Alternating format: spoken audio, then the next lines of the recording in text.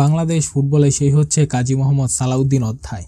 দীর্ঘ ১৬ বছর পর বাংলাদেশ ফুটবল ফেডারেশনকে বিদায় বলতে চলেছেন কিংবদন্তি এই ফুটবলার।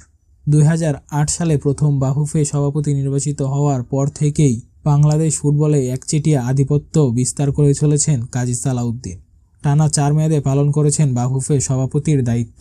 পরিকল্পনা ছিল আসন্ন ২৬ অক্টোবরের বাফুফে নির্বাচনেও সভাপতি পদে অংশগ্রহণ করার।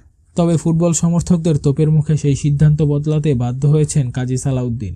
তার দায়িত্বকালে ফুটবলের অবনতি, জাতীয় দলের ফিফা র্যাঙ্কিংয়ে পিছিয়ে পড়া, সীমাহীন দুর্নীতি, জবাবদিহিতার অভাবসহ ফুটে ওঠে নানা অনিয়ম ও অসংহতি। মূলত সাবেক প্রধানমন্ত্রীর সাথে সরাসরি যোগাযোগ থাকার সুবাদেই বছরের পর বছর বাংলাদেশ ফুটবলে আধিপত্য বিস্তার করে গেছেন তিনি। অবশেষে শেষ হতে চলেছে কাজী সালাউদ্দিন যুগের। গত ১৪ সেপ্টেম্বর এক সংবাদ সম্মেলনের মাধ্যমে জানিয়ে দেন আসন্ন বাফুফে নির্বাচনে থাকছেন না তিনি। এর আগে গত বেশ কিছুদিন ধরেই তার পদত্যাগ এবং নির্বাচনে অংশ না নেওয়ার জন্য আন্দোলন চালাতে থাকেন সাধারণ ফুটবল সমর্থকরা। বাংলাদেশ ফুটবল আলট্রাস ২ দফায় ঘেরাও করে বাফুফে ভবন। যদিও সেই সময় নির্বাচনে অংশ নেবেন বলে স্পষ্ট জানিয়েছিলেন কাজী সালাউদ্দিন, তবে শেষ পর্যন্ত নির্বাচনে অংশ না নেওয়ার চূড়ান্ত সিদ্ধান্ত জানালেন এই কিংবদন্তি ফুটবলার।